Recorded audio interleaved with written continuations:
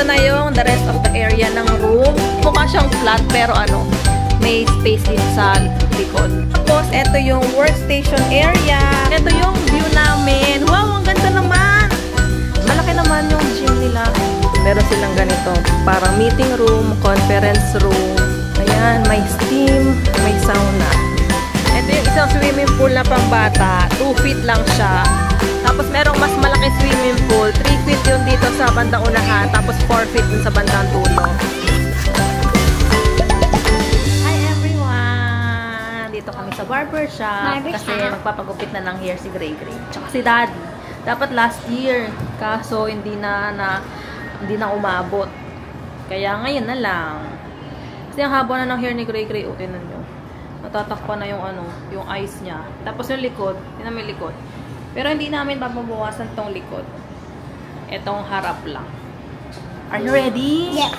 Are you excited? Let's go. Baliktad tuloy. Let's go. Let's go. Let's go. Hi. Nandito na ako sa chair. Magpapagupit na ako. Yes. Mami, naman ako ganyan, hindi. Hindi ka gaganyanin. Salamin. Tingin ka lang sa salamin. Bakit? Para makita mo yung ginagawa ni Kuya, oh. Bakit? Nagkikiliti. Makikiliti ka? Hindi nagpapahawak pa ako sa'yo. Oh, dati nagpapahawak ka pa, di ba? Bakit? Kasi gumagalaw ka. Ngayon, kaya mo na? Yan na, nababawasan na. Konti na lang. Gupitin na ulit? Babawasan lang konti. Do you like your haircut? Yes. Wow! Thank you, Kuya! Next, dito kami sa Toys R Us. Kasi bibilan namin si Gray Gray ng toy. Kasi meron siyang na-receive na ampaw. May na-receive si Gray Gray na ampaw from ninong niya. Kaya, ipambibili namin to ng toy. Dito sa gilid, dito. Ano bang gusto mong truck? Yes, this one. Ayan na lang. Yes. Piliin ko lang.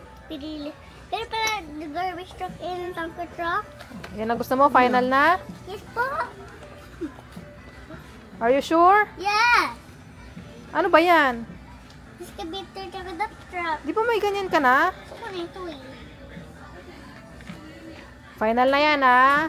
Yeah, Hindi ka na bibilhan, ha? Yes po. Yan na talaga yan, ha? Ako, books na ulit. Ano, hindi? Hindi na bukas, wala na. Sa Pasko na ulit. O, sige po. Sa Pasko na ulit, ha? Sige po, ulit na po.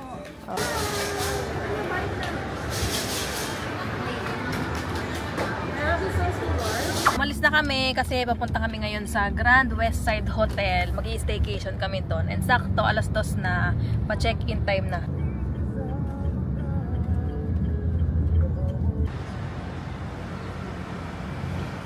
Nandito na kami. Sobrang lapit niya lang sa Ayala Malls, Manila Bay. Tapos kapapark lang namin. Dito kami nag-park sa 3rd floor. Ito yung parking space nila. Ang dami namang slots. Pati dun sa dulo meron pa. Tapos from parking, nandito na sa may gilid lang. Kabilang side lang yung entrance ng hotel. Meron palang x-ray machine dito sa may entrance. Tapos nakita tayo ng elevator pababa doon sa lobby. Ang bango. Ay, merong ATM dito, oh. Merong International Card, BDO, and Union Bank. Meron din silang luggage room dito if ever mag-iwan kayo ng mga luggage nyo. Tapos sa baba, ayan, merong common na toilet. Ito yung lobby. Ang laki ng lobby. Ay, may Christmas tree pa sila, oh. Meron silang dito ang gingerbread house. Ang ganda. Kakain ba yan? Hindi ko alam. Baka pwedeng kainin pero hindi pa pwede kainin. Sa gilid lang ng reception area, meron silang Zabana bar. Tapos meron mga chairs dyan sa tapat. Meron din mga tables and chairs dito sa gilid. Meron silang gingerbread house dito na mga pastry yung mga tinitinda. Ayan. Merong ensaymada. Ay, ang galing. Merong ube tsaka chocolate. May mga croissant. May mga cake din. Akyat na tayo sa room natin. Dito kami sa South Tower. Tapos ang bango ng lobby nila. No? Nakubango talaga sa mga hotel na. Ito yung hotel directory nila. 5th floor daw lahat ng amenities. Bakit 5th floor? Guest, ayun pala. Guest rooms, swimming pool, function rooms. Let's go inside. So, dito na kami sa kwarto namin and iro-room tour ko kayo. So, pagpasok, dito sa right side, yung CR. Ito yung toilet. Meron na siyang bidet. And meron provided na mga towels. Tapos, meron ding intercom dito sa kabilang side. And then, merong trash can and tissue paper. Ito naman yung sink. Merong provided na soap. Tapos, may towels. And mga toiletries. May vanity kit. May dental kit. 2 dental kit. Tapos, may mga baso. Tapos, meron ding hair dryer and isa pang mirror dito. Tapos, may malaking mirror dito sa harap. Ito naman yung shower area niya. Shower curtain lang yung pangharang. Hindi siya yung shower enclosure. Tapos, meron na ring bath gel and shampoo and conditioner. And then, ayan yung shower. Merong isa dito na natatanggal. Tapos, may heater na rin yan. Hot and cold shower. Dito sa tapat ng CR, merong full-length mirror. And then, may katabing door na pang-connecting room ata siya. Kung halimbawa, 2 rooms yung ibubook nyo. Wala silang cabinet, pero meron lang sila nitong parang rack. Tapos, meron namang hangiran dito. Meron ding mga hanger. 1, 2, 3, 4, 5, 6. Tapos, merong emergency flashlight. And then, sa baba, dito lang namin pinatong yung mga gamit namin, yung mga bag. Tapos, merong hotel slippers, 2 pairs, and laundry bag. Sa baba, wala. Lagay ng sapatos yan. Dito sa kabilang side, yung safety deposit box. And then, sa baba, nandyan yung electric kettle, may baso, complimentary bottled water, may mug, ay ano ba ito? Cup. Tapos may kutsarita, and then complimentary coffee, and creamer, may tea ba? Ayan, tea, ay brown sugar, walang tea. White sugar, brown sugar. Yan, coffee lang, coffee. Tapos coffee decaf, walang tea. Yan. Tapos, sa baba, yung mini ref. Let's see. Yan, walang laman. Meron din palang trash can dito sa tabi nitong rack. Tapos, eto na yung the rest of the area ng room. Eto yung kama. And then, may 2 side table and merong lamp. Tapos, may decor lang dyan and may pailaw sa taas. Sa tapat ng kama, eto yung TV na naka-wall mount. Ay, oo nga no, galing mukha siyang flat. Pero may space dito sa likod. Tapos, ito yung workstation area. Merong table and merong chair. Tapos, merong drawer. Yan. Nandito din nakalagay yung phone and then notepad and pen. Tapos, merong lang lamp dito sa taas. And then, ito naman merong couch. May maliit na couch dyan. Dito pala nakalagay yung remote ng TV. Tsaka yung channel guide. Tapos, ito yung view namin. Wow, ang ganda naman! Wow, yung pool, yung view ng room namin dito. Ang ganda! Mamaya mag-pool tayo. Pag-gising natin? Yes. Nabook namin tong room sa Klook and ilalagay ko na lang yung link sa description box or sa comment section. At kung magbubook kayo, gamitin yung code na WIDATZ and Klook to get up to 5% discount. Ayun lang, magpapahinga muna kami, magna-nap time muna si Gray Gray, tapos pagising, magsaswimming kami sa swimming pool. Hi! Gising na si Gray Gray. Papunta kami ngayon dun sa swimming pool. Oh, pinutin mo yun down. Yes, down. Yan. Baba! 5th floor. 5th floor. Dito sa 5th floor, yung mga amenities nila. Bukas na lang natin i-check yung ibang amenities kasi mag-swimming kami ngayon. Baka maabutan kami ng gabi. Ayun, may bakante doon. Wait lang. Ito yung plunge bar nila. Ito yung parang snack bar. Tapat lang siya nung swimming pool. Order na lang kami ng snacks para may merienda kami. Ito yung menu nila dito sa plunge bar. Tapos meron ding mga drinks and graze. Ayun. Mga snacks. Ay, hindi mga pala yan. Mga sisi, ganyan. Shrimp, gambas. Tapos, ito yung mga pasta, burger. Hoy! Daan-daan, wag Huwag na mag-jump kasi baka madulas ka. Malamig?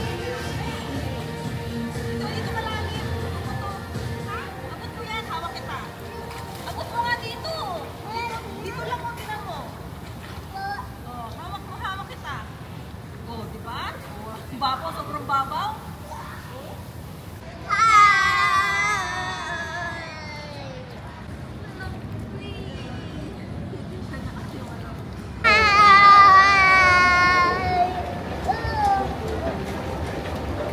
Ito na yung snacks namin. In-order namin nachos, tsaka burger with sides. Let's eat!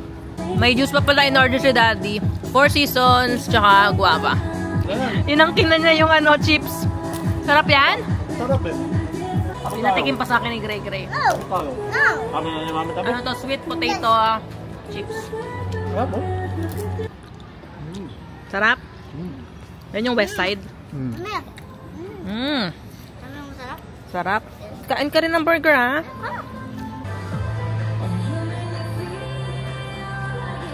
Mamaya sir, may DJ tayo. Ah, talaga? Sige. Thank you. Try natin tong guava juice. Kakaiba yung lasa. Or first time ko kasi makatry ng guava juice. Grabe naman yung cheese ng nachos. Grabe, ang dami.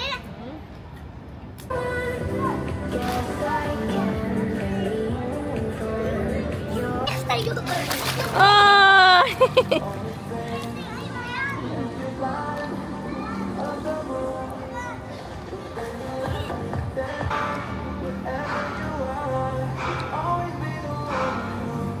Good morning!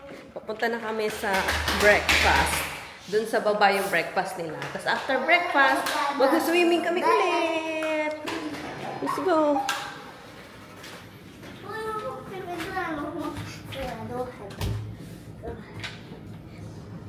Dito yung breakfast nila sa Cafe by West Side. Ito din yung restaurant nila, di ba? Wait lang, mag-ano muna tayo dito.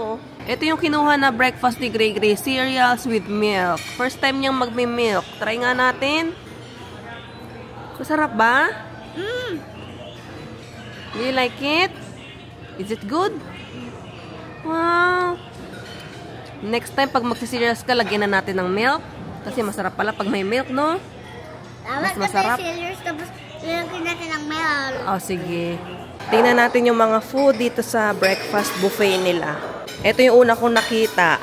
Danggit, tsaka dilis. Ang sarap. Kukuha ako niyan. Tapos, merong champurado. Ayan. Meron ding choice of evaporated milk or condensed milk. Tapos, ito yung mga main dish nila. Meron silang steamed rice, merong garlic rice, meron ding pasta, mac and cheese. Tapos, ito yung mga ulam. May pinakbet, may ano to, mahi-mahi with ponzu butter. Fish ba to? Tapos, merong afritada and beef salpicao. Ito yung cereal section. Merong Fruit Loops, Corn Flakes, and Coco Crunch. Tapos, dalawa yung klase ng milk. May skim milk and may full cream milk. Dito naman yung drinks. May guyabano juice, 4 Seasons, infused water, cold water, room temperature water, tapos merong hot water. Meron din silang brewed coffee dito, and then may hot milk. Dito naman may eggs, longganisa, and bacon. Merong soft bacon and crispy bacon. Ito yung salad station. Merong coleslaw mixed with corn salad. Tapos ito yung mga pwedeng ilagay nyo sa salad. May dressing, balsamic dressing. Tapos may Thousand Islands, Caesar dressing. Ito naman yung fruit section. Ayan, mga mixed fruits na siya. Ito yung pastry. Sobrang dami ng klase ng tinapay. Meron mga muffins, donuts, carrot cake, tapos meron ding toaster. Ayan, sobrang dami. Ito naman yung soup. Merong miso soup, meron ding congee. Tapos ayan yung mga pwede nyong ilagay. Meron din sila dito mga cold cuts and mga cheese. In fairness sa ano nila dito, breakfast buffet, ang daming choices. So, isang hilera na galon, puro pagkain lang. Lalo na dun sa pastry, ang daming klase ng pagkain. Tapos may mga ano, kunwari yung cold cuts, hindi usually nakikita yun sa mga breakfast buffet na napuntahan namin. Meron silang cold cuts dito, may cheese. Tapos, ano pa ba? Ito may mga dilis, danggit, yung ibang napuntahan namin na ano, wala usually ganito. Ito, egg benedict, ganito. Hindi ako kumuha. Poached egg ata ito yun, no? Hindi ako naman. Ano? Anong egg to? Ay, yung kung pagkakaluto, poached egg, baka. Poached, no? Yes. Kung may nukuha, kami lang. Egg. Pero wala yung mga ano, sunny side up. Siguro by request pwede, no? Usually ganun eh. Oo. Kapaluto mo. Tapos yun, may bacon, tapos may dalang options kung crispy or soft bacon. Tapos kahit sa mga milk, may mga ano options ng milk. May skim milk, may ano to, full cream milk. Tapos dun sa champurado naman, may evap, may condensed milk.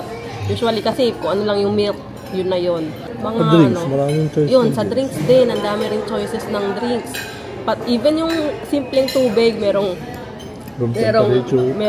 room temp, merong cold, may infused. So yun yung mga ano, yung mga nakita kong hindi usual sa mga napupuntahan namin mga breakfast buffet. Tsaka ano, yung hindi mabilis maubos kahit na maraming tao or mabilis mag-refill, ganon. Kasi may nakita ako doon yung fresh fruits, parang yung dito sa isang fruit. Parang may tira pa naman konti pero tinanggal na nila, nirefillan na agad. And for the price, sulit yung ano nila, breakfast buffet. So, mas magandang ano, sasuggest ko na mag-add na kayo ng breakfast buffet. Kasi, parang walang masyadong restaurant sa malapit dito, no? Or lalabas ka pa, tapos yung walang walking distance, ganyan. Although, pwede naman yung outside food, pero para lang matry nyo na din yung breakfast buffet. Sulit saka naman. Saka breakfast kasi kagigising mo lang. Ayun, kagigising mo lang. Papunta na kami sa swimming pool. Mag-swimming na kami. Open ang pinto.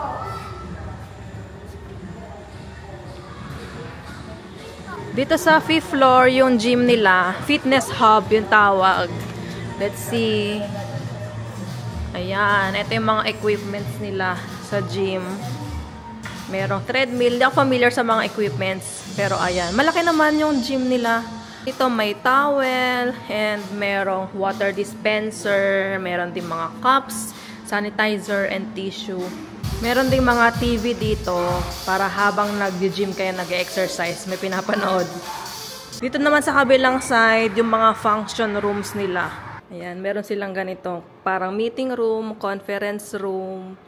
Ito pala nasa loob yung mga function rooms. Merong Mediterranean, Levantine, Baltic.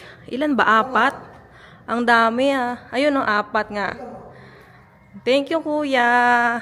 Ito naman yung function hall nila. Tapos pwede siyang pagdugtong-dugtong. Yung 4, kuya, pwede? Oh. Dito sa 5th floor, kahilera lang nitong swimming pool. Ayun sa tapat yung gym. Ito, meron kayong makikitang CR. May female and male. Tapos sa loob niyan, merong steam room and sauna room. Ayan, may mga lockers. Tapos, ayun. Ito yung sauna room. Ayan, may steam, may sauna. Wow. Ito yung loob ng sauna. Wow, ang sarap dito, ang init. Tapos, may mga sink din. May malaking mirror. And then, may mga toilet and shower rooms. Meron silang available na mga massage and body treatments, nail treatments. Ito yung isang swimming pool na pambata. 2 feet lang siya. Tapos merong mas malaking swimming pool. 3 feet yun dito sa bandang unahan. Tapos 4 feet dun sa bandang dulo. Tapos meron din parang gazebo dyan sa gitna na pwedeng upuan. May table din dyan. Meron din dito parang jacuzzi. Pero hindi naman mainit yung tubig dyan. Same lang. Tapos may mga bula-bula lang na effect. Dalawa yan. Meron pa dito sa kabila. Tapos ang galing kasi dito sa mga gilid-gilid, may mga mababaw na part, pero may tubig na.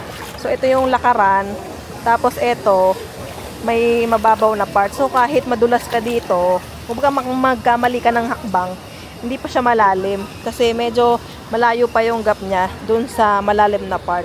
Tapos hindi din to basta malalim, may mga hagdan pa dyan. Ito yung shower area nila. Kailangan mag-shower ka muna bago ka maglublob sa pool. Tapos meron ding mga day beds. Ayan. Tapos sa mga gilid-gilid, meron ding mga tables and chairs. Ayan, tapos may mga may mga parang payong. So ayun, nag-check out na kami and pauwi na rin kami. And overall, okay yung experience namin sa Grand Westside Hotel. Ang pinakauna ko napansin pagpasok namin nung pagka-check-in namin is yung amoy, ang bango nung lobby nila, tsaka yung mga hallway, ang bango, which is sa mga napuntahan kong mga hotels, hindi naman yung mga same price range siya, hindi ganon yung impact, parang ganon. Parang kang nasa 5-star hotel yung amoy, yung vibes pagpasok mo. Tapos may mga x-ray machine sa mga entrance. And then yung mga staff, very accommodating, lalo na yung nag-check ako dun sa sa mga function rooms. Talagang in-offer ni kuya doon na buksan yung ilaw, i-check ko, tinanong niya kung ano bang mga kailangan ko.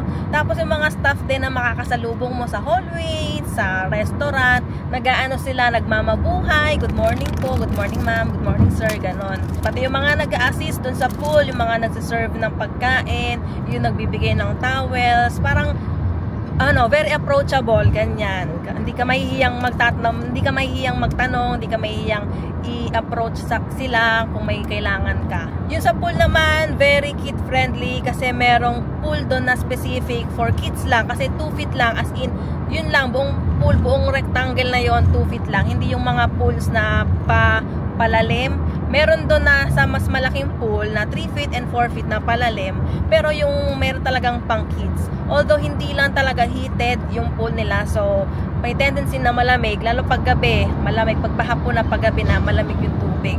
Tapos meron din doon yung snack bar, plunge bar yung tawag nila doon. Tapos may mga din, enough naman na seats, na day beds, na pwede kayong magstay, pwede kayong kumain doon. Pero yung mga lang, yung mga food lang sa hotel yung allowed doon, hindi pwede yung outside food doon sa area na yun ha. Pero kung magpapa-deliver kayo, kung magpapa-grab kayo, pwede naman yung outside food kasi nung kagabi, nagpa-deliver lang kami kasi chinek namin yung menu nila, medyo pricey yung mga mga food. So, allowed naman nila yung outside food kung gusto nyo na magpa-deliver. Pero yung buffet breakfast nila, nag-avail kasi kami ng buffet breakfast. May option kasi kayo na room lang, merong option na may buffet breakfast. And nag-avail kami, and very sulit na siya for the price kasi ang daming options na pagpipilian, which is yung nabanggit ko nga na may iba doon na hindi namin nakikita sa mga usual buffet breakfast na napuntahan namin na same range ng price ng hotel. So for the price nung buffet breakfast, nung room, very sulit na nung buffet breakfast nila. So overall, very okay, goods ang experience namin dun sa Grand Westside Hotel. And kung gusto nyo rin na mag-book ng room, meron sila sa Klook. Lalagay ko yung link sa description box or sa comment section. Tapos, kung gusto nyo na makakuha ng up to 5% discount, gamitin nyo yung code na WeTheTZ and Klook kapag mag-book kayo. So ayun lang, comment kayo kung meron kayong mga marirecommend na mga hotels na pwede naming itry. Salamat! Bye-bye!